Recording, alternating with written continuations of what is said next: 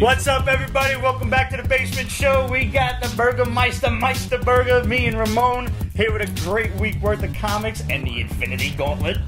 We got Action Comics number 1000, first time ever that any comic book has reached that milestone. We got Aftershocks, Her Infernal Descent, Dark Horse's Black Hammer, Age of Doom, Image's Skyward. We've got Titans, Season of the Snake, and from Vault Comics, we've got Wasted Space. We've got our whiskey in our Lizard painted glasses. Guys, get your whiskeys, because if you're not drinking, you're not Pete's Basementing correctly. We'll see you after the credits.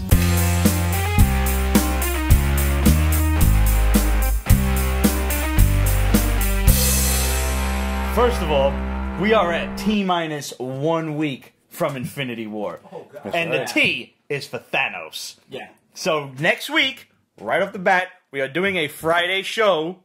I will not be here Thursday. My ass will be seeing Infinity War. And theoretically, I could probably just have the show at like 10:30, but not going to do that. I'm just going to sit in the glory of Infinity War. Yes. Soak it all in. Yes. And we do the show on Friday. So we'll see you on Friday next week. I don't remember what date that is. 26? 27. 27. Yes. That's right, because I'm going on the 26th. I got Thursday tickets. Yes. Now, finally unboxed the Infinity Gauntlet. So make sure you go and check Pete's Basement Extras for the unboxing video. So, Action Comics 1000.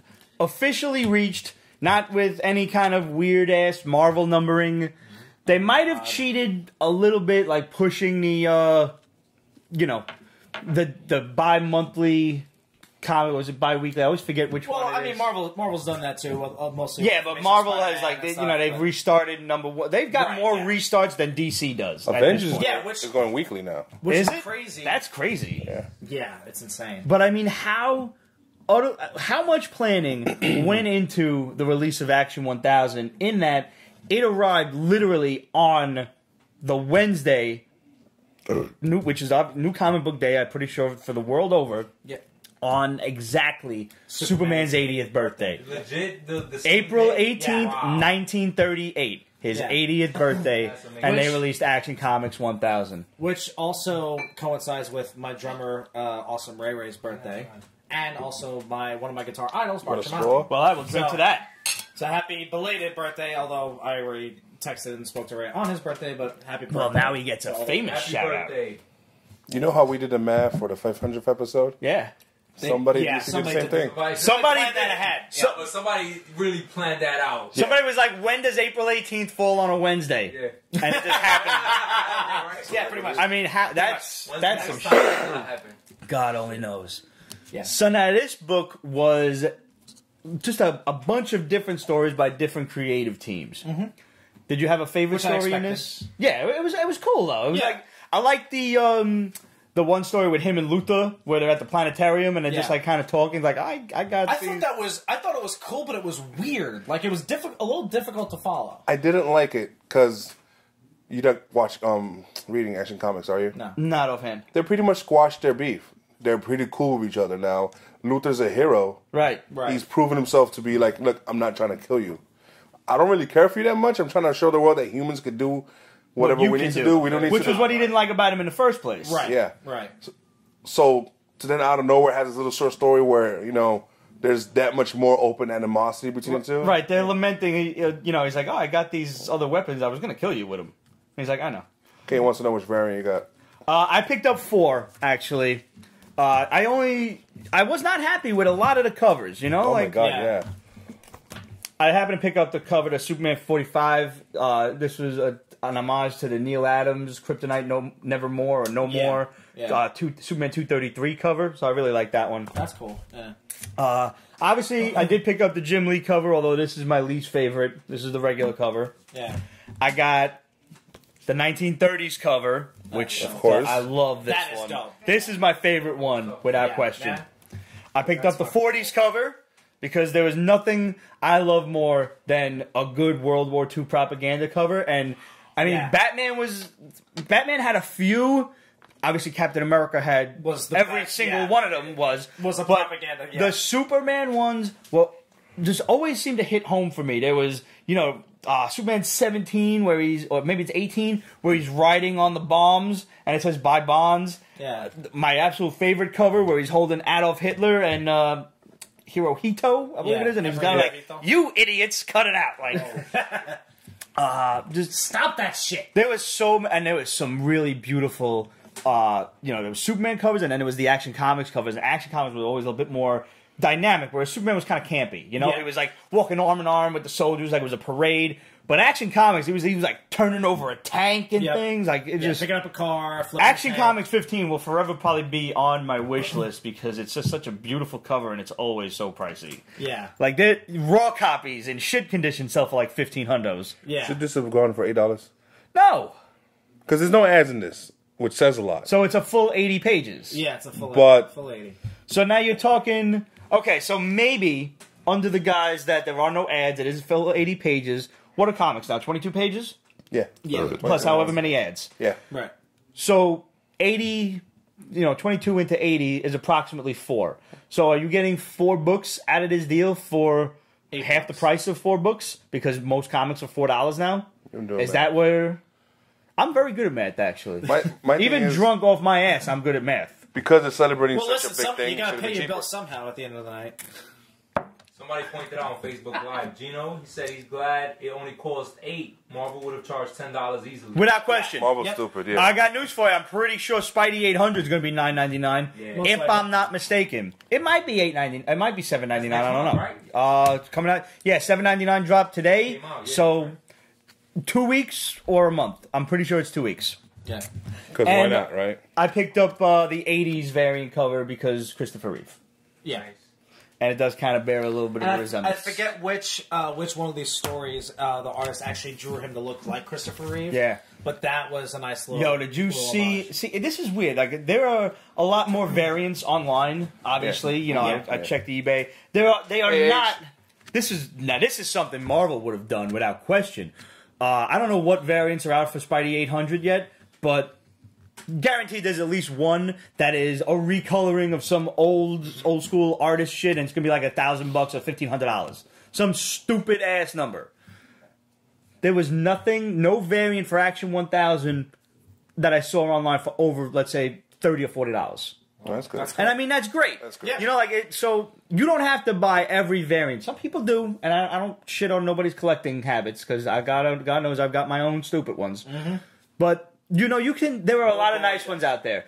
I love the Art Germ cover with him and Supergirl. That Art Germ cover was sexy. And he does it wrong. I didn't send you. I don't think I sent you the classic version of that. No. Where he dumbs down the colors. He dulls it out a little bit and puts it within the borders of an old like Action Comics comic book. Nice. Yeah. So it's a little bit wider, like the old Golden Age ones. And it's with it, like, there's a window here, like, so it's Supergirl's cut off at, like, let's say the skirt level instead of, you actually see her legs flying in the standard cover. But, yeah, the colors are muted, and, it's a little bit wider, and it's window pane. Yeah. I love everything that dude does, man. He really is great. He's super chill. Like, I finally got to meet him at this most recent Comic-Con at the Javits, and he was really gracious and all that stuff, and I bought a Tifa Lockhart print from him. Nice. Because he was completely sold out of the Supergirl one. I was like, damn it, I missed it. But now the reason I brought it up was Delato did a great... He did a Christopher... No, it's like $20, $25. Wow. That's it. No shit. But here's my problem with it. It's definitely Christopher Reeve in the Fortress of Solitude. But he's sitting on a throne. I don't understand how you got Superman sitting on a throne. Like, Superman should be flying. Yeah. You got a talented artist here. How did you reconcile? Unless he's trying to say Superman's a king. Because, I mean, out of every combo character. Yeah, I mean, I get that, sure. But that's the stretch. I understand what you're saying. It's just, I've seen him do such amazing dynamic stuff, and this one bored me. That was the problem. I was like, yo, there's got to be a Christopher Reeve one out there. So I just went on eBay. I was like, Action Comic 1000 variant. Let me see what comes up. Just wasn't fun at all. There's a Dan Jurgens like wraparound one that's pretty cool, showing like Superman through the ages. Yeah, there's a bunch of different ones. So if you're inclined to spend like $20, $25, $30 on a variant, I think you can find one you like. And I think of all the issues, even if you haven't sat back and been keeping up with Action Comics, you can definitely get this and enjoy some Superman stories. I loved the one with the car. I thought that was like a real wholesome Superman story. Yeah. Where he talks to the guy about like, yo, man, like you had a tough childhood, I get it, but you don't have to run with jerks like this. You know, you can clean up your act. Yeah. And, you know, it's up to you. Superman has always been about giving you know, the little criminal guy a second chance. Yeah, at life, you know, and all that stuff. And that was the beautiful thing about the very first story where they do the whole tribute thing, and he's kind of incognito, you know, as Clark, and it's talking about that scientist who used to work for, you know, a bunch of different villains that Superman, you know, would always beat the snot out of, and all that stuff. And I was like, yeah, that's what he's really all about, you know, like, and Superman, much like Captain America, more so than Captain America, represents the best of us. You know, the best of what we could possibly be. Yep. And I think that's an important role for a character, especially a guy with superpowers who pretty much represents everything we could never possibly be. Yeah. Do you know what's going on in Action Comics? I have no idea. Jor-El's alive. Why? That explains the Is he a bad guy? That he's baddish. He doesn't care for humanity. He doesn't care that how things turned out because he thinks the planet. We've done this story already. When they released the bottled city of Kandor and they were on like counter Earth on the other side of the sun. We did this story already. Like, I don't know, 10 years ago, 15 years ago. He has... When I was reading Superman Hardcore. He has one eye. Sure he does. He actually worked for somebody else. Are they going to try to make him give him an Odin complex? He worked for somebody who's secret. He shoots a kryptonite blast out of that one eye. Of course he does. Messed up. So he's Metallo. Something like that, yeah. He's Metallo Cyclops. Yeah. I'm glad I'm not reading it. This is Bendis is doing? No. No, okay. Bendis is doing Man of Steel. I think that was Jurgens. Ah. Yeah. That's a shame. And Jurgens is doing both the writing and the art? I got a really... At least it wasn't for his story in this. In Action 1000. Bendis? No, Jurgens. I think so, yeah. You know kids are cruel. Yes. Yes. Imagine going through life with a name like Jurgens. Well, that's his last name. Yeah, but still. Yeah. What, you were never called by your last name when you were growing up? I knew someone who had the last name Frias. Oh. Called that person Free Ass. Uh-huh. Was it a girl? Yeah. Damn. Was she hot? She was cute. Damn. Tommy says your godson is watching. Good! This is definitely a bad influence. It's like, why? You have been warned. Aiden. No, it's Tommy. He's been warned since day one. Wait a minute. Aiden, look at Uncle Pete. Fuck.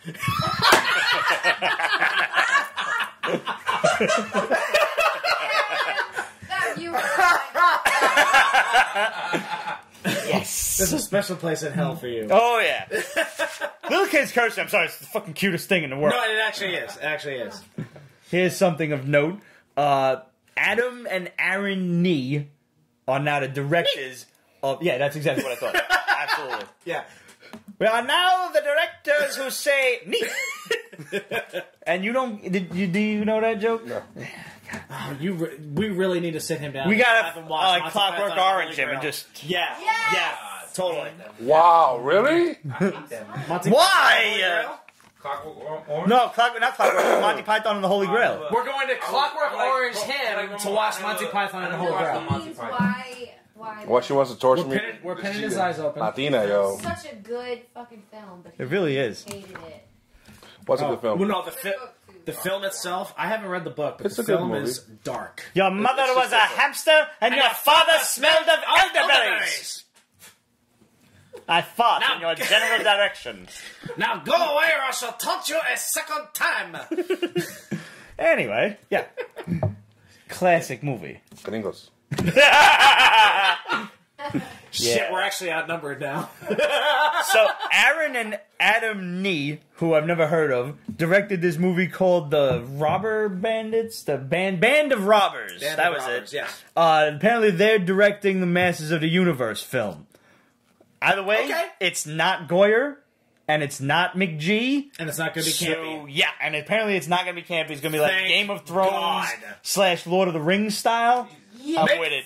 I'm with this. this. Make it serious. Make He-Man a total fucking badass, and just let's go. This should be everything. It could be funny. Like, there could be funny parts. Oh, yeah. But this should be everything glorious about Thor and Conan coupled into one. Yes. Oh my God. Yes, absolutely. Like a Ragnarok and a Magic and mayhem. Yes. Yeah. And I mean Arnold Schwarzenegger Conan, No, not no, the yeah, shit no. with fucking. I want to see him punch a camel in the face. No. Yes. Was he Mongo from And Blazing I mean, not for Saddles? nothing. Bam! You're all pro clockwork orange me. We're punching your camels too much? Yeah. I still say Jason Momoa looked the part epically of Conan. Yes. He suffered poor writing in the movie. Yes. So who plays He-Man now?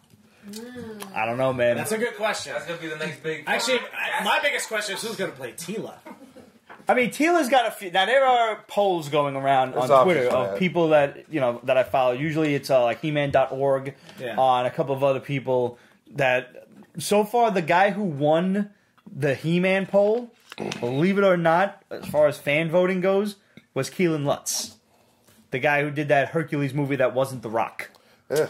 I know. Oh, okay. But I'm like, he's not bad, but I don't know about his acting skill. Like, I've only seen him in fucking Twilight and Hercules, and let's face it, those were not stellar films.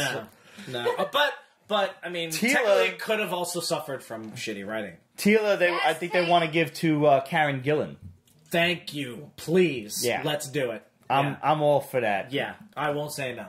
Skeletor, I mean, there's a lot of evil dudes in Hollywood. Well, that at could least be Skeletor you can CGI and just Yeah, have a you can get voiceover. Yeah. So you could get anybody. Yeah. You can really get anybody. You could- Although I think it would be kind Like of the cool. original voice Here's Not what I for think. nothing. Here's what I think you should Alan do. Oppenheimer's probably not doing much. Here's what I think you should do.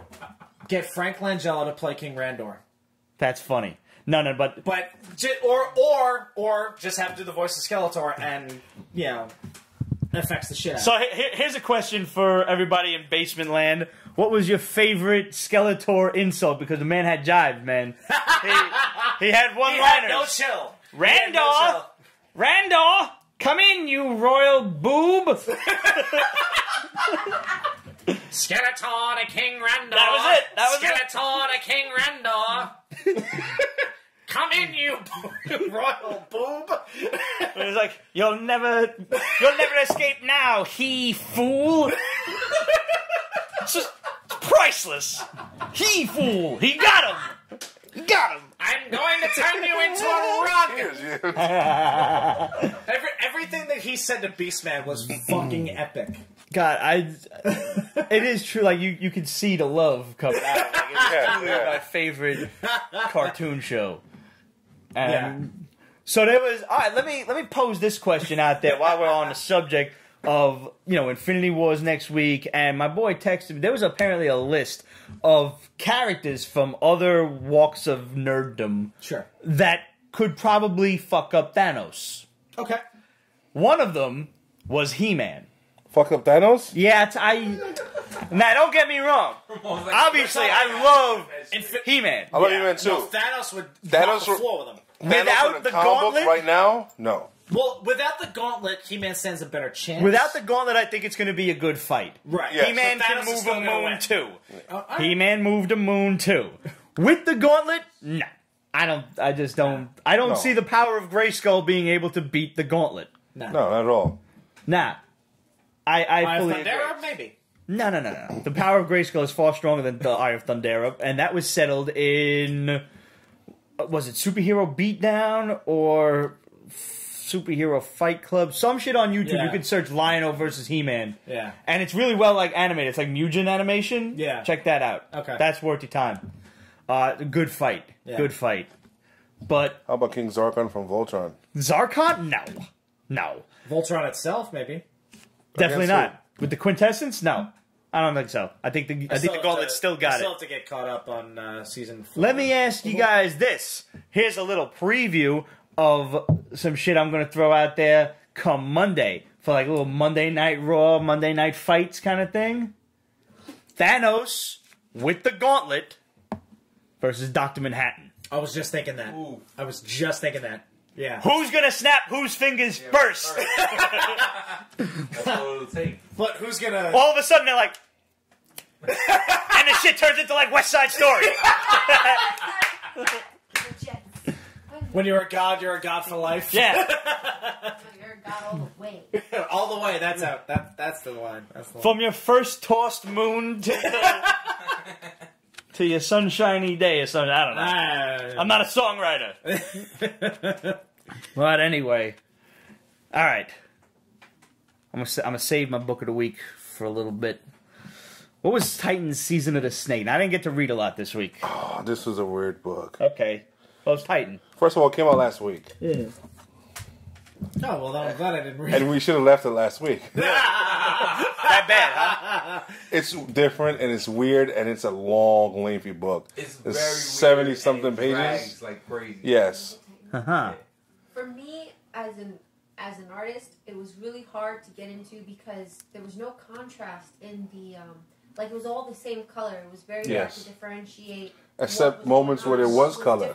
Yeah. There were spots that popped, that like certain scenes that popped. And that was cool, but that was dope. it was. There should have been a little bit more of that. Yeah. That's why It was 70 pages, but there were like only moments. Uh-huh. Like a page here and a page there that really did it for you, and then it's like they just throw you into this crazy different universe where they're really crazy powerful people. There's this walking, talking, massive ant that represents the queen through a hive. hive mind. Yeah, and it's just.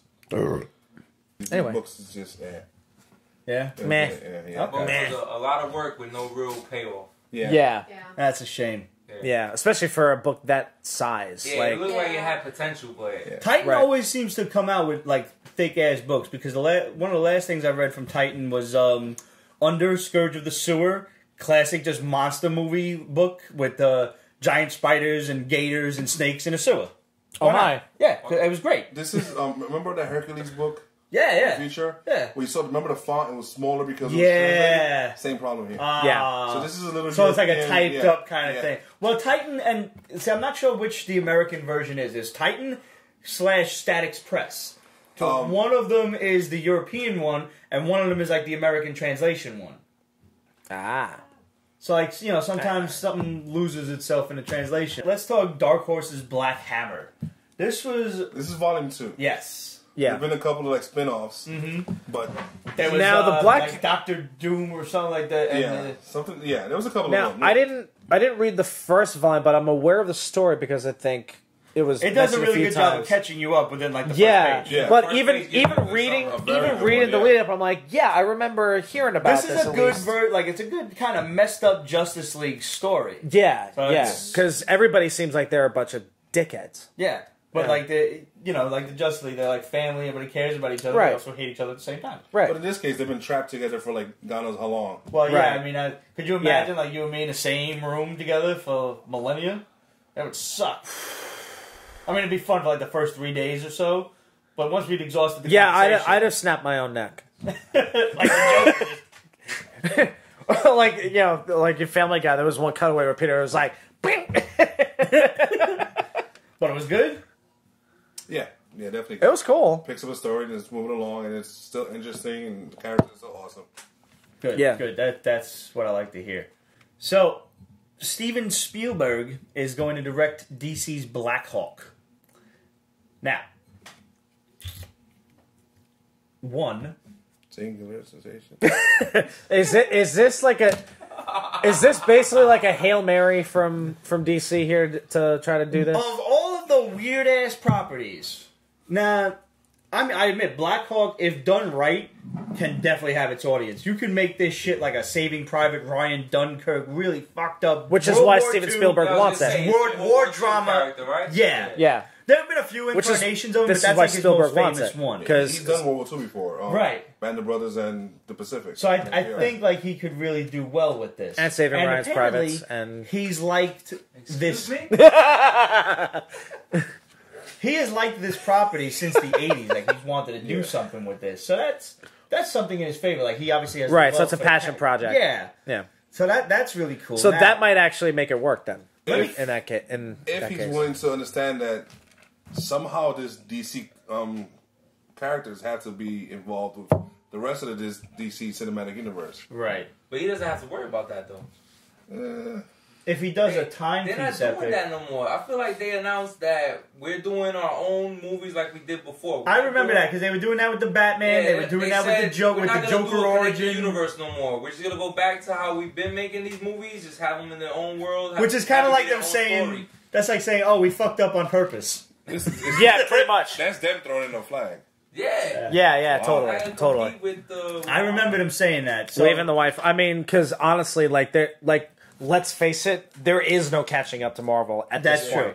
And I don't think there was any catching up to Marvel 3 or 4 years ago. What?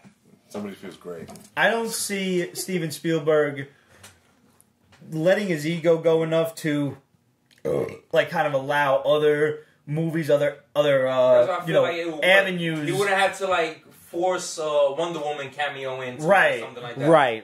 They could do because she was in World War I. That's right. You could do that. You won't have to worry about shit like that. She'd be the only one you are allowed to throw in there. Yeah, pretty much. But I mean, as long as he casts Yvonne Strahovski as Lady Blackhawk, I think we'll all be okay. Oh God, I love her. And put Flash in and just do one of those time travel things. Let's hope not. Yeah, let's keep the Flash out. I think Ramon's butt just puckered the moment you mentioned time travel. Yeah. No, but that was a good couple of issues ago in Action Comics. Booster Gold was involved. Okay. Time travel. Yay. So you know what? I am right there with you. I do enjoy time travel when it's not abused. Okay. That I like. Yeah. I do like it. So he breaks into the Watchtower to steal to stop Superman from time traveling back to Krypton, whatever. He fails. So he's trying to steal the treadmill. Flash comes in and fights him. Tries to stop him from stealing it. Because he says, you're going to fuck up the timeline. In which case, Booster Gold turns around and says, really, Barry? You're going to tell me about fucking the timeline? And then he steals it and splits. That was awesome. See, I got me. I never really got to read a lot of Booster Gold, but I do remember he was one of the few DC characters when I started collecting books that I actually, was able to read a few issues of, and I always liked his character for some reason. I always felt he was kind of underpowered a little bit, but he's very interesting. It's just a suit. Yeah, it's just a powered suit, but, pretty cool shit. Anyway. And to clear the air, now I was under the mistaken impression when I first heard this that Steven Spielberg hated comic book movies.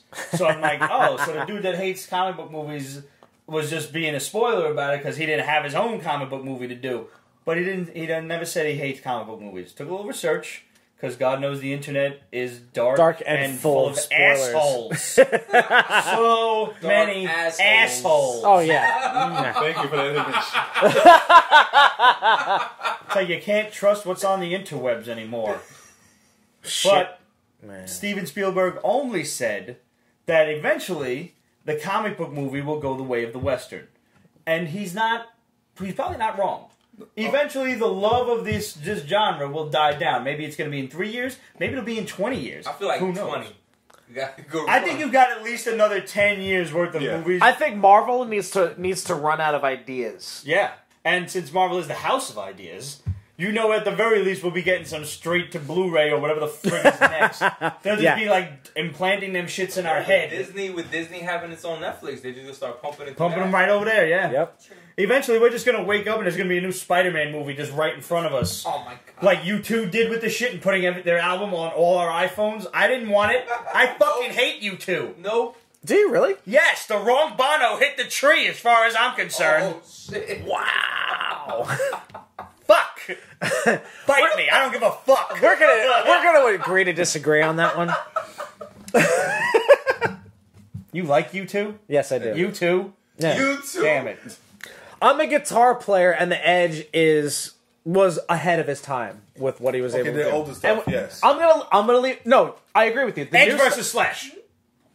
Come on! That's not even a comparison. You're right. Slash. Okay, good. As long as we're on the same page. Oh yeah, absolutely. Absolutely. All right, no. Say it at the same time. Say it at the same time. It's like, we're twins here. We're twins here. Fuck. No. Absolutely. I'm not saying that. I'm not saying the Edge is the greatest guitar player who ever lived. Sure. What I believe is I think Edge is along the same lines as Brian May from Queen, who was very underrated as a guitar player. Okay. And I'm going to leave it at that because I don't want to bore you with technical shit. So, fair enough. Moving on. Moved on. We we did a review of some historical Masters. graphic novels a while back, and I mean several years ago, from Zenith Press. So Zenith Press does graphic novels of the Battle of the Bulge, Gettysburg, bombing Nazi Germany, Grant versus Lee, the Red Baron, Nice. and my personal favorite, Normandy, Story of D-Day. Okay. I might have to borrow a few of these. I learned more from those books than I have ever learned from a textbook. The author, Wayne Van Sant, this guy does such an exorbitant amount of research that goes into these books, and they're not like the story of, let's say, a soldier in Grant's army or a soldier who was on the beach at D-Day. This is some textbook level learning right here. Yeah. And it's all but in comic book form. It's amazing. Nice. It is awesome. so I good. wish I had that in school. Yo, I would have aced every test if I had some shit like this. If you are a teacher or if you know a teacher, you need to recommend them these books from Zenith Press. Hey, Rich, for their you listening? kids, because they're amazing. They're better than any textbook. First of all, they're actually more informative than any textbook I've ever read. Holy shit, they're great. Yeah, usually from what I've heard, most textbooks are pretty dumbed down for many different reasons. terrible. But I'm not gonna really get into conspiracies and shit. You know what it is? We have to have a different way to teach kids. We've been teaching kids the same way since like the 1700s. Yeah. And, I mean, I substituted for a history teacher, and we were, covering World War II. Mm-hmm. 8th grade didn't know what abroad meant. They thought I was talking about A woman? female. Yes! I said, what do you mean by abroad and the home front? Well, abroad is a female, like a chick. I was like... So when they say 100,000 soldiers went abroad... That's it. They went on one chick. They ran a They ran That's train a on that long bitch. train! Wanted last. That's a freight train. Jesus. That's a damn shame. Get the fuck out. All I gotta say is woo woo. Fuck. There's a new meaning to the word midnight flyer. All right. Which one was the meal car? I don't even know. I'm not going with that. Schoolhouse Rock, age honor, multiplications. Yeah. Schoolhouse Rock. Schoolhouse Rock, yeah, absolutely. Schoolhouse Rock, Sesame Street, all that shit. Yeah. Yo, not for nothing, but you can learn some shit on YouTube, too. Not for nothing. Yeah. Like, you don't need to watch YouTube to see, like, spiteful cat videos where they're beating up dogs. Or, Cats. like, Those are good, too. Those are great. I'm not saying they're not. I was watching... You Cats fall in the stealing YouTube dog hole. beds. That's a classic. Fall into the YouTube Cats stealing dog beds. hole. Oh, yeah, that's great. Like stealing And beds dog's, from like, the dogs. barking at them. Yeah, and the cat's like, fuck you, I ain't moving, bitch. And the dog looks Make at the me. owner like, you gonna do something about this? And the owner's just filming because they're dicks. Yeah. Well, like, you get big dummy dogs, like, a boxer or like a pit bull, and they're just, like, carrying, and the cat, like, they want to go up the stairs, and the cat's like... Well, okay, so dogs are smart in that they've learned the cardinal rule of nature. Don't fuck with the little guy. But, I mean, like, you will fall in the YouTube hole of, like, you'll start out... I like to watch people getting hurt, like, fail videos. Yeah. Especially, like, truthfully, parkour fails, like, where people just busting their face on concrete. Oh, yeah, yeah. Because I'm old enough to know not to attempt stupid shit like that. Like, I fell off my bike trying to wheelie, and I was good. I'm like, I don't have to do that no more. Yeah. But I love shit like this. Because you'll be like, oh, what's up next? And what's up next? And then 3.5 hours later, you're learning how to hypnotize a lobster. Point of note, you stroke its tail. What? The tail goes up. The tail goes up. Ain't even lying. I'm serious. Pete, I'm not sure that that's actually hypnosis. Whatever. Experiencing. Okay. Episode 500. I was like, that's more like... And now Pete will attempt to hypnotize a lobster without the claws being taped. Let's watch. It's the fail videos we love watching. Look It's at like, that. wait for it. But wait for it. Yo, man. Bam! My niece knows, as she just turned 6. My niece Mia knows all of the presidents of the United States. I don't even know the presidents of the United States. No shit. And that shit was an Animaniacs song, and I never learned that one. Right. I do still, however, know the nations of the world and the 50 U.S. states and their capitals. There you go. And if you get me drunk enough, maybe we'll do a Pete's Basement Extra. Maybe. That's going to require a couple of bottles of Glenlivet. That's going to require me to get my boy Vinny down here because it don't feel right singing it without him. Oh, okay. Okay. Like a duet. United States, Canada, Mexico, Panama, Jamaica, Peru. Oh, yeah, I know that. All 4 verses. Oh my god. After this, I'm hearing that. Okay. I'm fucking hearing I that. can promise you that. And on top of that, on the subject of Animaniacs, I showed you guys the video of Pinky and the Brain doing doing Silence of the Lambs.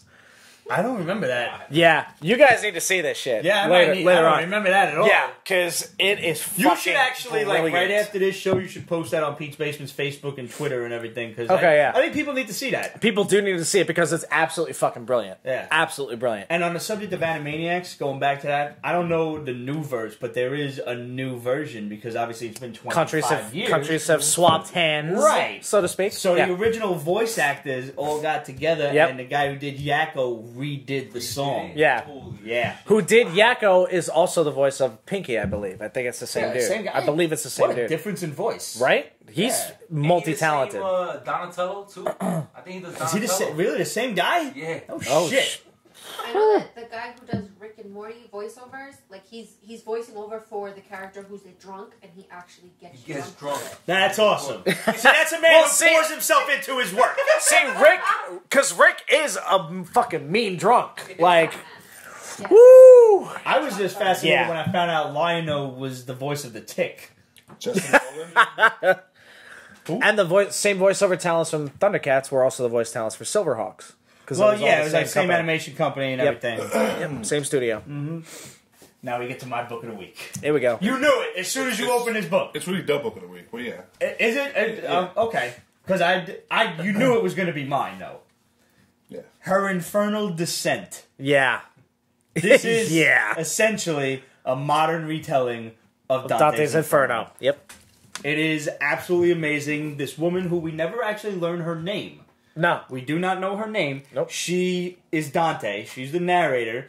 And she's being told that her family is in hell. They're in the bowels of hell. From, of all people, was it Thomas Blake? William Blake. Yeah, William Blake. William Blake, yeah. He plays Virgil, leading this woman into the Inferno, into the bowels of hell. Yep. It's the 9 levels of hell, which I don't remember what they all are. Sorry. It's been a long time since I still have to actually read the book. Oh, it's so good. Which I have a copy of. I have to read it. It's really good. So we don't know who this woman is. We don't know what happened to her family. We just know they're dead. Yes. And for some reason, she's like, no. She's telling William Blake, first of all, when she figures out he's not a hallucination. Like, no, they're not in hell. There's no way they'd be in hell. And he's like, well, they are. And they sent me to help you. Much like Beatrice sent Virgil to help Dante and guide him through the levels of hell. Now, one thing I really love about this, and as someone who's dabbled in writing, I would say that it's difficult to write in verse. Like almost entirely. You're in a band. Obviously, you've had your hand in songwriting. Yes. You know how hard it is to rhyme shit and make it. Bro. I mean, you could rhyme anything. You could rhyme. Oh, sure. Fat, Except for orange. Nothing rhymes with orange. Nothing does rhyme with orange. And that's the name of a ska band, by the way. Also of a book. I don't think anything rhymes with purple either, if I'm not mistaken. Nurple. No, Nurple that's not does. a. That's not a real. I don't. Flurple, of course. Let's not forget that. I made that one up. Do you want the 9? Yes, please. So Limbo is the first one. Limbo, lust, gluttony, greed, What is this? So anger, heresy, Okay, so we're doing the 7 deadly sins. fraud, treachery. So it's almost the I think same, that was right? all. Had a couple. That's 8. That's 8. That's 8 sins plus 8? limbo. Yeah. Ah, okay, I'll start from No, the with the limbo. bottom. No, Ninth with is limbo. treachery, With- fraud, going backwards, violence, Yeah. heresy, anger, greed, gluttony, loading, lust and limbo. Oh, there you go. Okay, 9. We're miscounted before. Sorry. Yeah, that is 9. Okay. It's fun. At some point within the Inferno, you get the term Malabauge, which was one of the levels. I don't remember, what in Latin it was, but that was the devil from Malabauge. It was from Spawn. Yeah. So that's where that is from. But just a lot of the things in this story, I really truly liked. I like the fact that in Limbo, she's meeting all of these. All of the classic writers, all of the philosophers and poets and the great poets. Shakespeare, Kafka, who was like, do they still talk about me turning into a roach? Yeah, you getting spoken to by Edgar Allan Poe, and Poe is the only one that she actually seeks out and asks questions to, which kind of like made me like smile a little bit because Edgar Allan Poe is one of my favorite poets. So I mean, certainly, yeah. It was like him and I know Robert what I Frost. have to send you. Uh-oh. Oh, dude. So now, I've been into these audiobooks lately. Yes, sir. I sent you guys Dracula from, did you guys check it out yet? I was looking for the audio, right? Yeah. The audio book? I texted it to you guys. I saw it, and then I saw it was 15 hours long. I said, I'm going to have to save this one. Yeah. I was like, God damn. It took me like a week to get through it, give or take. But that's awesome that it's available on YouTube. Yeah, I mean, all of these things are free. All of these classic books are free. I'm on Grimm's Fairy Tales now, but they have mad Edgar Allan Poe shit read by famous creepy actors. I've heard The Raven narrated by James Earl Jones. Nice. Christopher Lee. Yes! Christopher Walken. Really? Oh my God! Christopher the Walken Raven, nevermore. You know it. You know it's Christopher Walken. It's so good. It's so good. Thinking about my sweet Lenore. The Raven. Do you do Nevermore. Schwarzenegger? What's that? I do a shitty Arnold. It's like, oh, do God. it. Now you gotta do it. Shitty. I'm thinking about my sweet Lenore. Quoth that Raven nevermore. But we know her name. But I was really shocked at how quickly she just kind of shitted on all these epic educators and poets. Oh yeah, it's like I don't give a fuck about all of y'all. Like I just don't care. I mean, I don't know if given it, like, if I was in her shoes, would I do the same? I mean, honestly, if I met some of these people, if I had that opportunity, I might want to stick around. Yeah, and you're gonna get stuck there. Yeah. The interesting thing for me is that a woman that is that age, and we assume it's in this day and age that she's embarking on this journey. But she does look older. But she does look very, in her way 50s, older. 60s. Yeah, she has the same kind of apathy that a lot of people would assume that a lot of our youth have that kind of same apathy towards classics and all that stuff. So it's like, it's just very, very odd that somebody like her would be so standoffish when meeting Aristotle and Plato. Right? Yeah, so, that's her only concern. But and I get that because she's basically a broken person. She's a broken human being because she lost her family. There's one thing that makes me wonder what's going on because the panel before she's ascending the stairs into the attic, before she meets William Blake, she's seen on top of a chair adjusting something on like the fan or the light. I think she was trying to just reach the. Or is she setting up a noose to hang herself? She was trying to get up to the attic, right? Oh, I thought she might be setting up a noose to hang herself. No. And that's why she might be going through this. Hey, that's interesting though. You know, like they say, your life flashes before your eyes. What if she's on a journey through the bowels of hell right before she dies? So let's say save her family or something else. Or what if there's a really horrifying ending to this where she saves her family and then, she's dead. Because why? Suicides go to hell, Johnny. Yep. And they repeat that again and again. If we've learned anything from not only Ghost Rider, but also that terrible Robin Williams movie. And I say terrible because it was great, but also horrifying. Yeah, what dreams may come? Oh, yeah. I mean, which I haven't seen. Their little heads in the fucking sand, and he's got to pull his wife out. I mean, it's so horrible. How do the Christians do? Because I know in Catholic religion, it's if you commit suicide, you go to hell, and you repeat the way you committed suicide again and again for all eternity. For us, evangelicals, we don't. It is not discussed in the Bible. Interesting. There's only one sin that's unforgivable is mentioned. That's blasphemy of the Holy Spirit. which is a serious sin that you would know if you do it type of thing, and I think only Christians could technically do I it. thought it was a Explain what you Kedavra. mean by that. Explain, like... You have to, like... The point is, Her Infernal Descent is an awesome book. Yes. And I'm going to try this because I don't speak Italian. Oh In boy. case you was curious. We noticed. All right. I am from Brooklyn. I am Italian, and I probably act more Italian than real Italians from actual Italy, which I've never seen anyway. But I'm gonna give this a whirl. I loved the splash page where they actually see the gate to hell With the inscription on it. Yes, and it's on a beach, and she's like, "Wow, it's bigger than I expected it to be." Yep. And written over the gate in Italian is the original inscription, Or in Latin, which reads, this motherfucker. "Lasciate ogni speranza voi contrate," which translates to "Abandon all hope, Ye who enter here. Damn! See, I didn't know that. Yeah. That I knew it in Abandon all English. hope, yeah. I never knew it in Latin, Yeah. which is very interesting. Still don't know it.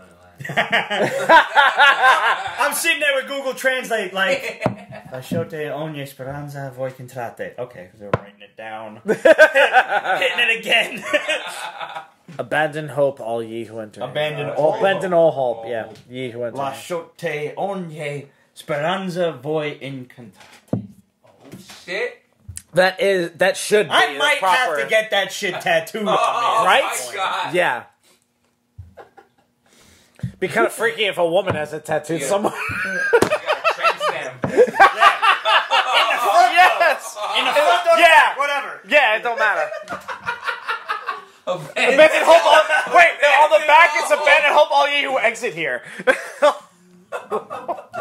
I've taken it to a book place. You have. All right. I have my moments. You did. All right, we got some questions and comments from last week. We got some comments from the YouTubes. M. Anthony.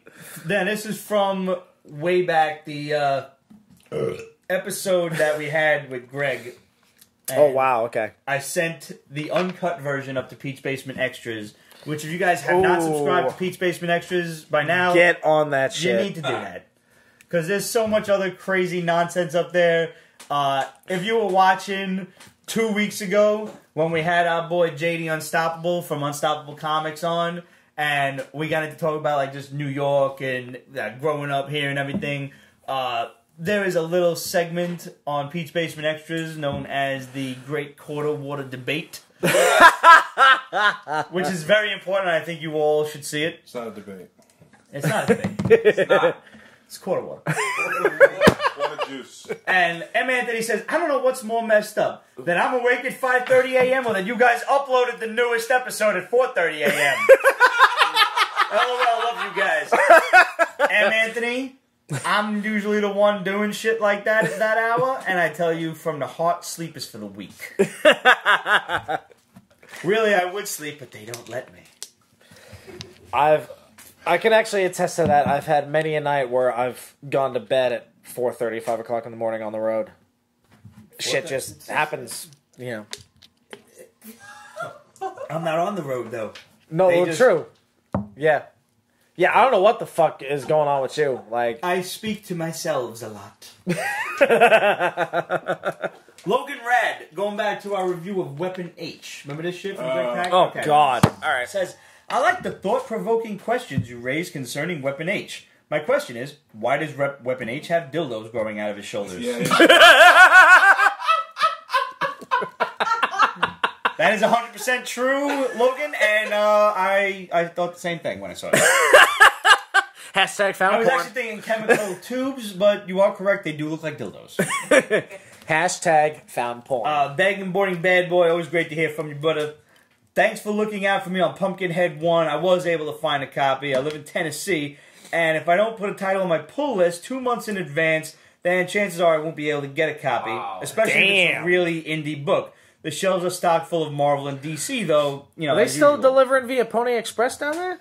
Come on. Sorry. That's rough. The thing is, we try to review as many indie books as possible. Oh, because no, we know yeah, that yeah, they yeah. don't get enough play out there in the rest of the world. We're fortunate enough to shop at Midtown Comics, where they Right, which is one of the literally biggest comic book hubs. Yeah, everything, yeah, you know? yeah. No, absolutely. Yeah, most of those LCSs in other parts of the country don't even know that indie books exist. But honestly, let me hook you guys up with our homegirl Abby down at Gauntlet Comics in Florida. You can check them out at gauntletcomicbooks.com. I'm finally sober enough to actually remember the full website. Sobering up? No. But sober enough still. Sober enough. He's not shitted yet. Yeah, but I had a big dinner too. Damn, I'm out of here. Hopefully you guys are Ubering home. Yeah, Now- you're gonna have to now. Oh boy. If you guys go on gauntletcomicbooks.com, you check previews, that big-ass magazine. You can also probably go on previews.com, and you check what's coming out several months in advance. You guys can place an order from Gauntlet, and you get like 35% off. Where in That's Florida? awesome. We're in Florida, the North Miami area, I believe. Nice. Nice. That's the one. That's the one part of Florida I have yet to get down to. In Miami? Like what? Miami. Yeah, Miami. South Because I've Beach. been almost everywhere else. My in director Florida. was in Been South Beach Panhandle. I've been in this Orlando. week, and I told her, like, yo, go to Wet Willie's and call a cab.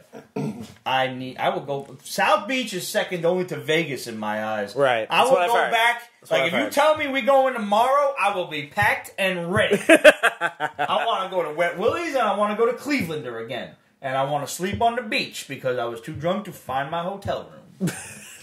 True story. The Armored Knight, coming back from the episode with JD Unstoppable. Who wouldn't have fun hanging and talking comics with you guys? Great show, and Jay was awesome.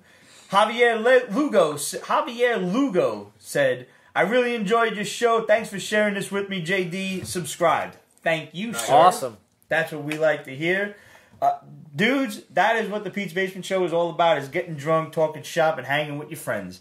It was never supposed to be a podcast, a talk show, or whatever. It was just supposed to be hanging out, and there happens to be cameras rolling. Yep. That's it. Derek said, these comics from Unstoppable look interesting. I'd like to try them out. Well, go and find yourself at unstoppablecomics.com, and you can order all of the digital ones. Mm-hmm. You can even order a few that he's got in print. Jay mostly saves the print ones for comic show appearances, Comic-Cons and whatnot, where if you find them at the table, I'd be happy to sign them up for you and everything. But I definitely suggest you get the print ones. You can download them to your phone, your iPad, or whatever device you feel like using, and you can take them on the go right there with you. And you can always, zoom in on cool shit. I never thought that I would like digital comics. Yeah, it took me a while. Took me a long time to warm up to it, but in the long run, especially with Comixology and other apps offering discounts on certain books, if they're older books and stuff like that you can get for $1 or whatever, who's gonna pass up a deal like that? Right. I get to read graphic novels for half or a quarter the price or whatever. Why the hell not? Yeah. If it's not something that you're looking to actually collect, Yeah. why the hell not? And I mean, Yeah. let's face it, with people living in closer quarters these days, some people still living home, people living in studio apartments, you need as much room as you're going to be able to get. Absolutely. So there, I never thought that I would invest in digital comics, but it turns out that I do. Yeah. And it is what it is. But I still will buy the books that I want, that I want to collect, like Spider-Man or G.I. Joe or Punisher or whatever. You gotta And keep the rest that run going, baby. I don't have You a gotta keep it problem going. grabbing on Comixology. If they're not on Comixology now, I'll go buy them. I do the same with the indie comics. Yeah. There's an indie comic that I picked up digitally just to check out. If I really like it, I'll go out and get the physical copy. Yes. That's it. And get the physical book because those guys need your help. They need those sales, those numbers racked up in the comic stores. Record that, and then they're going to order more, and that keeps the smaller publishers in business. That is the way to go, sir. Also, I think JD's going to have a Kickstarter soon. Oh, yeah, he did mention that, yes. Oh, sick. Coming Very soon. cool. So, as soon as he gets that up, we will let you guys know. Awesome. Samurai Rebel Viking. Another great one. Thanks, guys. That is an awesome name. Yeah. Thank Samurai you. Rebel Viking? Yeah, I like it. Wow. Hunter Thompson said, first, thanks for the video.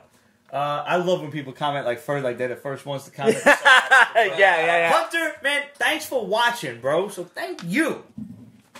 And here, we got a comment from Abby Rotten. Now, this goes back to we were talking about Stan Lee and, you know, the fucked up shit that's going on with him. And admittedly, we don't really know everything. You know, maybe this guy, this new handler, is still his friend and everything. Or maybe he's forcing him to say the things that he's saying in the videos. Like, there's no way any of us, the layman, can know. Right. You know?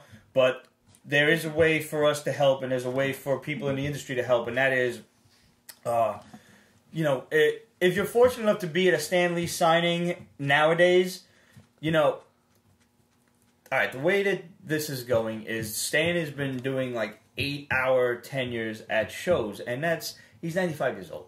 That's a lot of time for a guy that age to be sitting there signing autographs in the public eye, just, you know, constantly working. Imagine if that was you. You don't like working 9 hours a day, and you how old? 30, 40? How old are you, you know? Imagine 95 years old. Put another 70 years on you. Let's all go, everybody from the Pete's Basement Show, going to sit on your lap and see how fucking well you like it after 9 hours. So, that's how Stan Lee feels. So, I mean, 1 or 2 hour signing and exclusive shit, that's fine. Mm-hmm. Knowing Stan the way I don't, because I don't know the man from Adam, I met him a couple of times and I'm fortunate, but... Yes, we both are. I would like to believe that Stan wants to give back to the populace. You know, he wants to give back to his fans. He wants to go and sign autographs. Because honestly, I think that shit keeps him going, you know? Yeah. There's a lot to be said for keeping your wits about you when you're that age, like staying working, you know? Staying at it, staying having something to do. And the mind don't get idle. Right, and the biggest thing about it is that, you know, when you go to a signing with Stan, like, he'll actually carry on a conversation with you. And he'll also crack jokes at your expense, which is awesome. Nowadays, he's like, don't talk to him, don't do nothing, like, don't shake his hand, don't touch him, nothing like that. Yeah. Because... Which is a shame. Like, we have that indelible memory of being... Of being able to shake his hand, have a quick conversation with him, take a photo with the guy... And he did. He wanted to talk to you, right? So, which is why I believe that he does want to, you know, be there for signings for the fans. But I do think that it crosses a line after a certain amount of time of the day. You know, like he should only be there for a limited amount. And if somebody doesn't get to see him or to be in a picture with him, oh well. I'm sorry, but you didn't. Tough tits. You didn't get there in time. I'm sorry. There must be a line drawn in the sand, and I think we as fans need to be the one to draw it, because if we draw that line, then his handlers, the people who are booking they don't have to be assholes for the amount of time that they are, I think they'll realize what the public wants. And we only want the best for Stan. Yep. And absolutely. That is, like, let the man rest a while. Like, we don't need him there 9 hours out of the day. Right. We love him. Yeah. We want him to be around forever. Yeah. But, you know, let the man get some rest. And, you know, at this point in my life, like, the prized possession that I have signed by Stan is really nothing super impressive. It's sentimental value. Sure. Because you got to meet him that day. Because I got to meet him that day. But, honestly, at this point, like... I don't even care if I get to have another thing signed by him. I would just love to have a conversation with him. Yeah.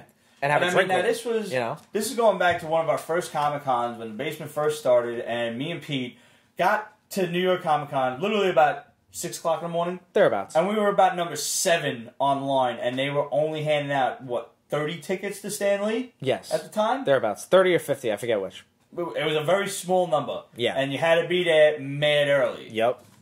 So, and we got there, fortunately, and, you know, we were able to get online, get our stuff signed, and shake hands, take a picture with Stan and everything, and it was great. Yeah. But, you know, nowadays, Stan is having a lot of trouble. At some point, he had to be reminded how to spell his own name, mm-hmm. and that's, you know, that's hurtful. That's upsetting. Yeah. You know, nobody wants to see this great man be reduced to this, to be reduced to a trained monkey at a show. Yeah. You know, for lack of a better term. Yeah. And what Abby wrote was, a couple of years ago, we submitted several juicy comics to Stan's handlers to get signatures. 2 of them came back with Hulk written on the cover instead of his signature. Another came back with ST. Like he started writing his name, then he signed his name further down on the comic.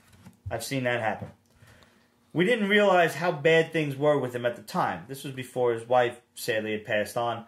Needless to say, we have not submitted comics to get signed by him since, after we realized that, you know, he may not be as coherent as the media shows him to be. Right. I mean, the guy is 95 freaking years old. You know, the poor guy just needs to rest. Yeah. And she's absolutely right. You know, like, I watched Stan just sign a book in silver, and then he looks at it and he's like, I don't like that color, and he takes the black one and signs it again. And I watched the guy, like, doing the signing was like, oh my god. Like, he just signed it twice. Yeah. And I mean, these were no slouch books that he was signing. At this point, anybody who gets to have something signed by Stan Lee, it's going to be a key issue. Bro, he signed my Avengers #4 and then frisbeed it across the table to me. There you go. And the only thing that gave him pause was when it was a Fantastic Four issue 1, and he looks at it, he's like, is this the real one? And I said, yes it is. And he signs it, and then he just, like, hands it back to me. Yeah. After he frisbeed the Avengers one. Like, that was real too, Stan. Just in case you were curious. That wasn't a reprint. Yeah, at the time that happened, I didn't have the money to spring for an ASM #1 or an X-Men #1 or whatever. What did you get signed? I got what I could, which was ASM #39. That's a great book, though. That's one of my favorite covers ever. Double signed. Romita too? Romita too. Nice. That's great. The only blemish is it's Arresto. Who cares? But it's a 4.5. That's a great cover. Yeah, what's that's the a classic fucking cover.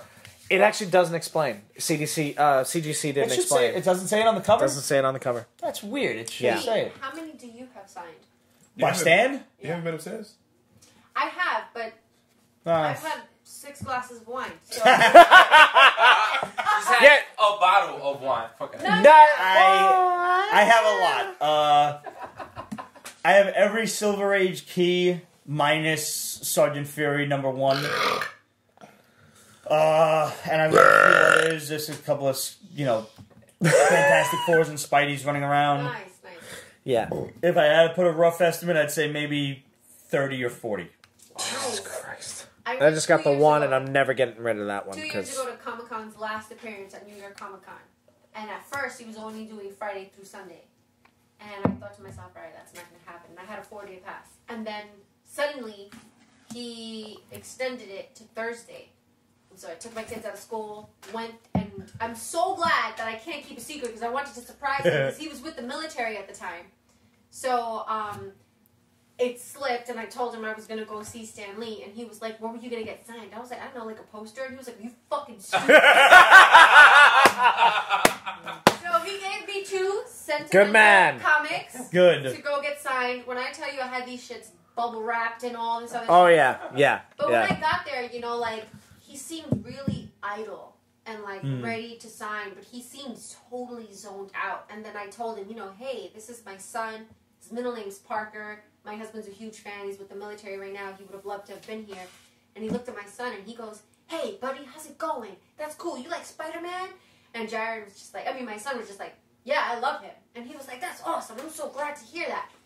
And then he just dialed back down and he shut it off. And then right after that, this reporter came over. She was like, Stan Lee, how does it feel? And she just asked me these questions and he turned it back on. Yeah. And it was just so kind of heartbreaking to see that. And then also because this guy, 5 people behind me, had at least, I want to say 100 comics to sign. That's ridiculous. Yeah. And all I could think was... As far as I know, there's always a limit. There's always a limit. Somebody was going to have to disappoint this guy. Palette of comics, and from what we saw, there was no one going over to him to say... But I don't think all of that was for him. I hope not. Yeah. And if not, somebody should punch that guy in the dick. Yeah, seriously. I was with you. I got there at 7 a.m. with my kids, and there were a bunch of people lined up ready.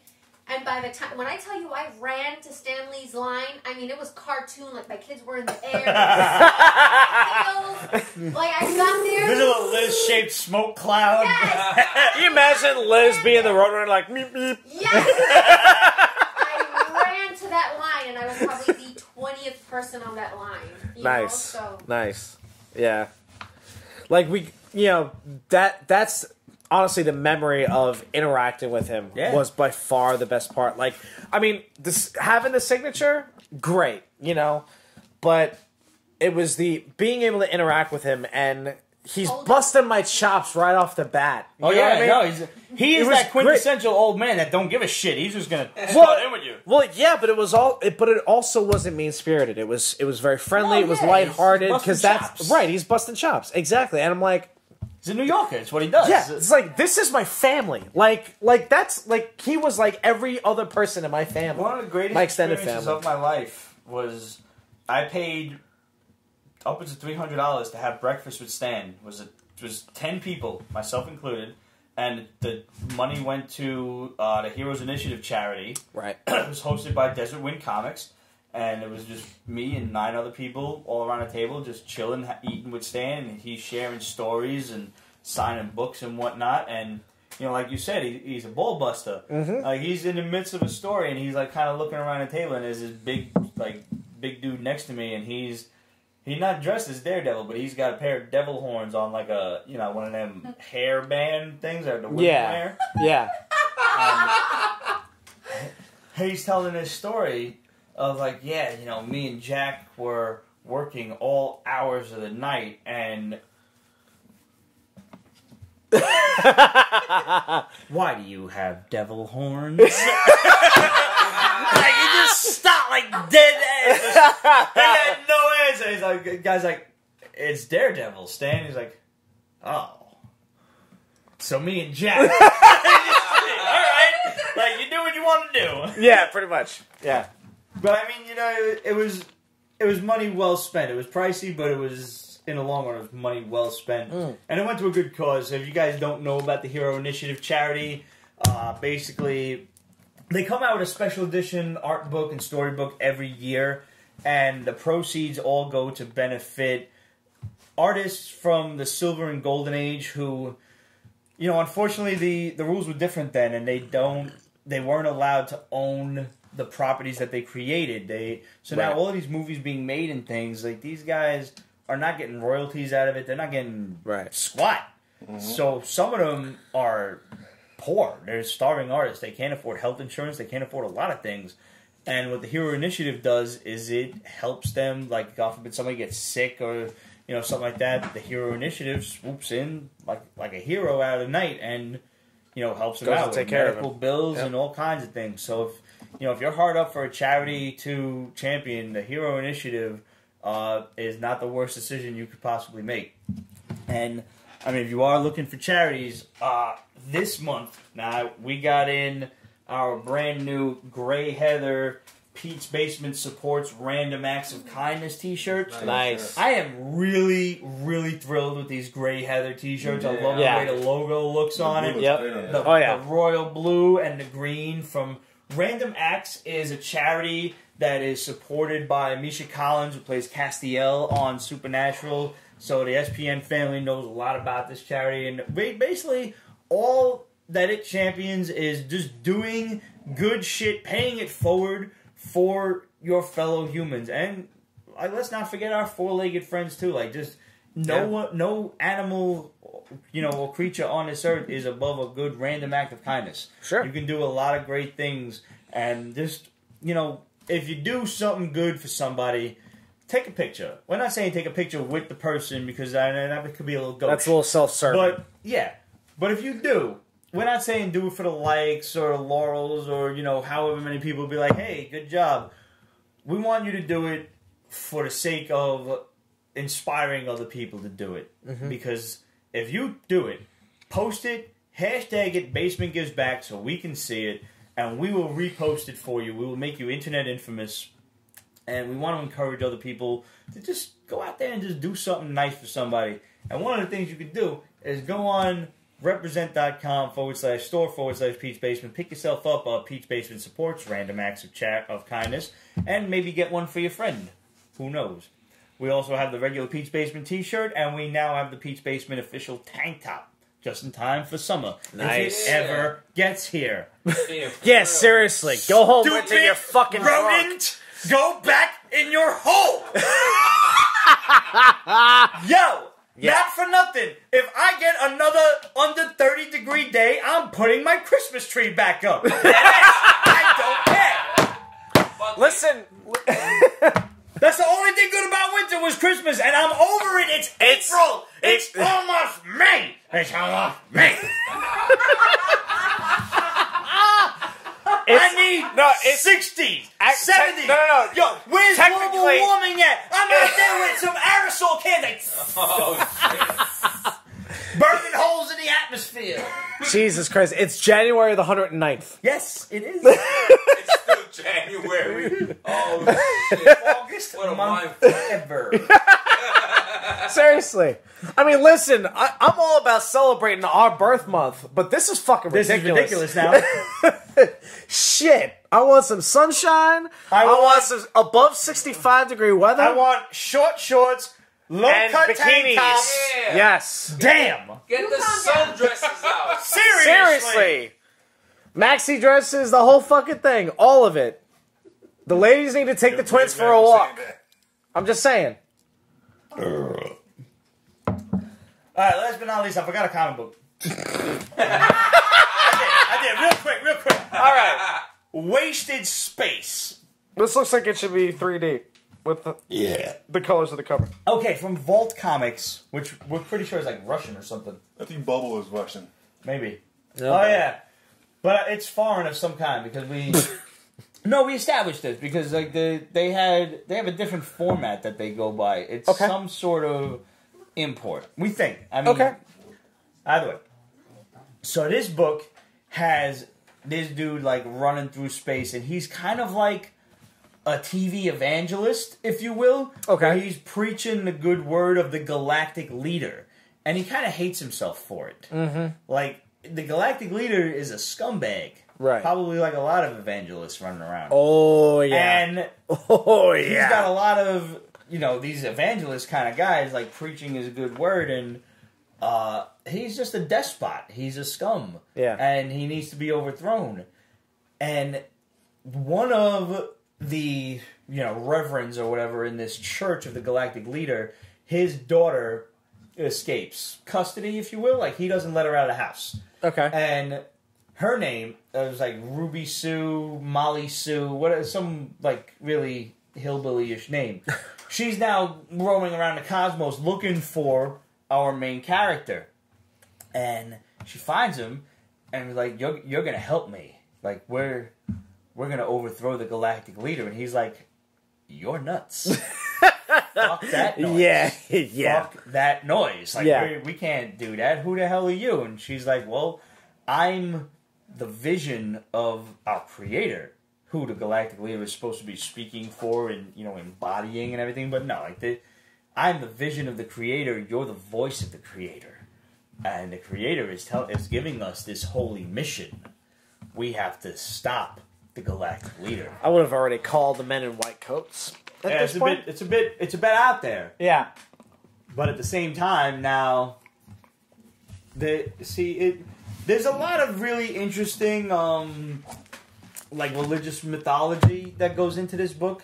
From, obviously the juxtaposition of evangelists and how they kind of reflect the worst aspects of the Catholic Church or the Christian Church. Because and everything. they're considered to be, correct me if I'm wrong, a lot of these They're types of shysters. evangelists. A lot of these evangelists are kind of fundamentalists, but they're also frauds at the same time. I mean, I've seen these guys Hadoukening people on the stage and curing them with demons. And Or things. smacking them in the face with a jacket. You've seen that video. Yes, so there I you have, go. yeah. So that's a lot what this embodies, but at the same time, there is this force that is now awakened to destroy these two, the vision and the voice. This girl and the main character, and they are legion. They are this entity. We don't know what they are, but if you are familiar Something with, far worse than if you are despotism. familiar with the Catholic mythology beyond just what they show you in church, but if you ever read any of the books that were taken out of the Constantine Bible back before 20-something Apocrypha? AD. Yeah. No, it's called Apocrypha. Apocrypha. Oh, thank you. the heavenly host is legion. The angels are legion. Right. And if you've ever seen The Prophecy with Christopher Walken, which I have not, is a great movie. I cannot stress enough that you need to watch this movie. The main character, the actor, I forget his name, but he says, like, you know, really, people look at angels like they're these, wonderful things with little harps and clouds, and they look after you, and they're guardians and things like that. And I'm like, no, slow down. Yeah. Think about the Bible.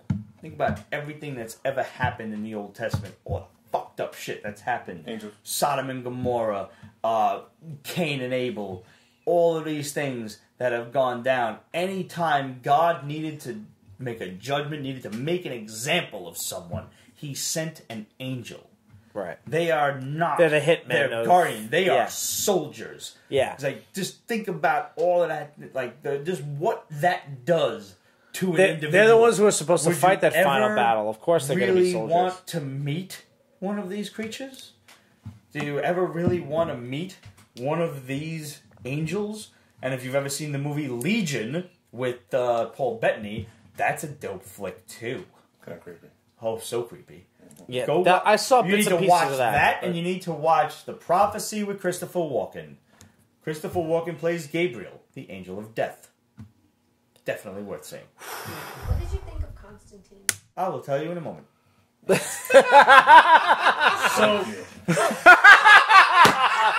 the Legion wakes up and it's like this, I don't know, like this robot mech looking thing, and it wakes up, grabs one of the other hosts by the throat, and is like, yes, if you're awake, we're awake. The Alpha and Omega have joined, and we're going to kill them both. It's sick. The artwork is less than stellar in this book. Yeah. But I thumbed through it pretty quickly because I only just saw this now before we started filming, and I could only thumb through it it's a super indie. quickly. Like, Vault Comics is not like widely popular. You know, Midtown Comics, like I said, gets everything, so we're fortunate. But this is a book. If you're into religious mythology, which I am, like any sort of mythology is always going to get my attention. Sure. Yeah. This is a book for you. If you don't care about that shit, you know, if it goes over your head or you don't care one way or the other, if you're not religious or you're not into, I love all religions. You know, I love the stories that go behind it because there's always so much thought and everything that goes into it between gods and creatures and things. Even in, you know, within Christian mythology, there's angels. Within Hebrew mythology, there's golems, which, like, who really talks about Hebrew golems? But they're fucking dope. Yeah. Like, you've got just monsters. You have a stone giant. Yeah, you've got a clay, stone, mud. Wait. You got a golem. You just stick a little scroll in its mouth, and hey, you've got a monster under your control. It's awesome.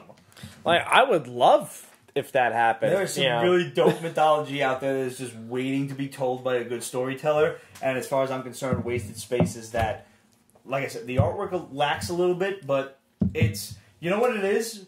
It's like drunk Ramita. It's boxy and squarey, and it's a little senior bit worse or junior? Junior, obviously. Okay. Ramita is a god, and we don't disparage John Ramita. Listen, I just had to make sure that you had it spelled out for everybody. No, fair enough. Understandable. I do recommend it, but it is definitely a certain type of genre that you need to be into. I like it. Yeah. I do. You may not, but if you like mythology and you like, especially like religious mythology and stuff that was probably not included in your standard Bible or something, this is the book for you. Bombs. Yes, bombs. Bombs. Uh-oh. So, last but not least, we've got some rumors from the shadow going. Linda Carter will have a supporting role in Wonder Woman 2. The current plan is to have her portray Hera. That's fucked up.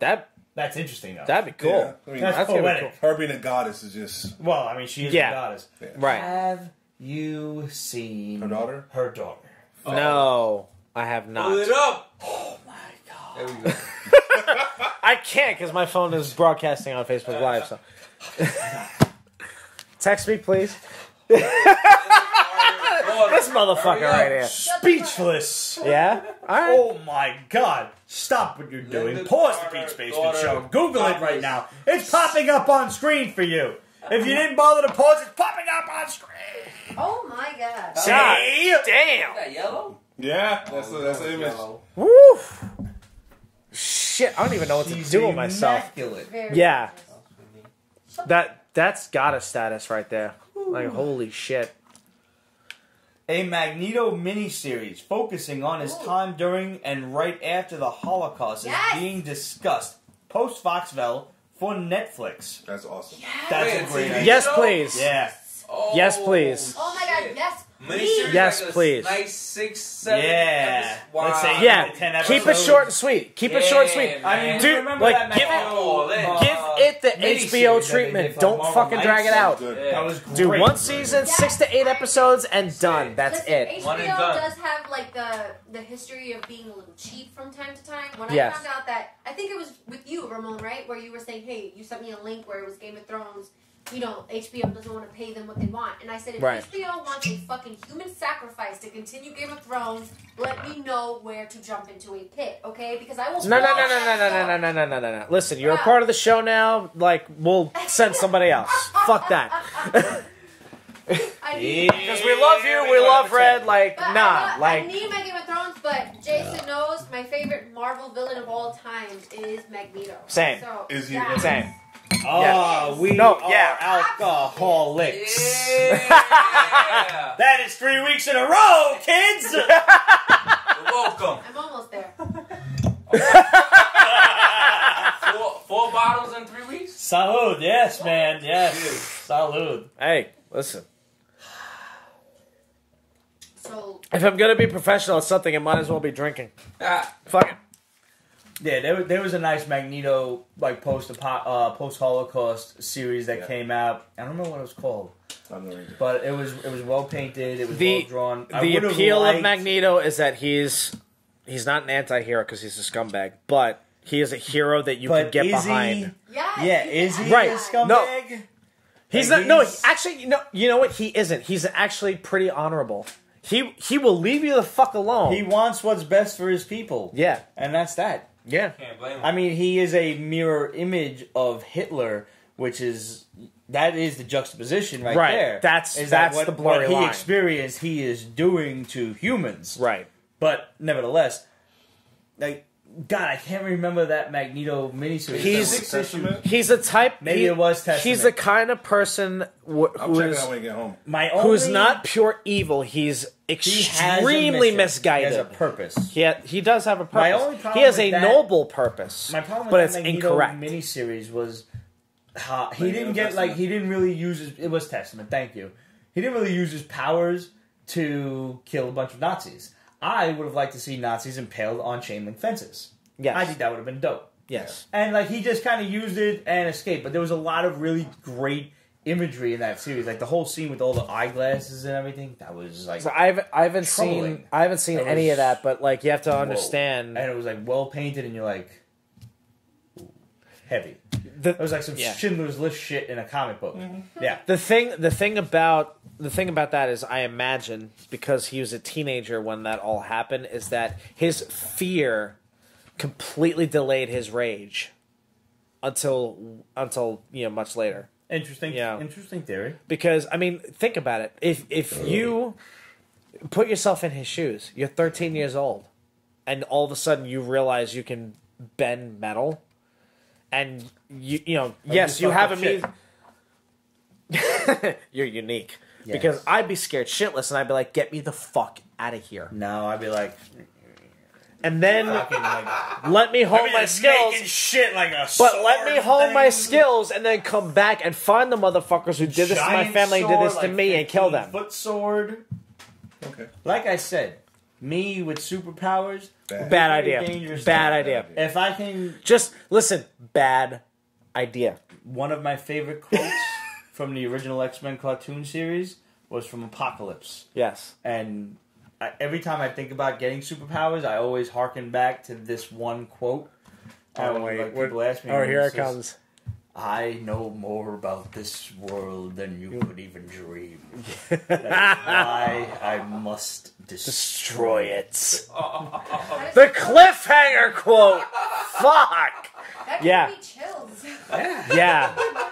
Yo, whoever they had to do the voice... You guys get to live. Whoever was the voice talent for Apocalypse in that show was fucking awesome. Man. Yeah. Perfect, right? Yeah. That's Yes. like, it makes sense. Yeah. Like, I mean, Oscar Isaac could do a great job. I'm not saying he suffered from bad writing, too. Exactly.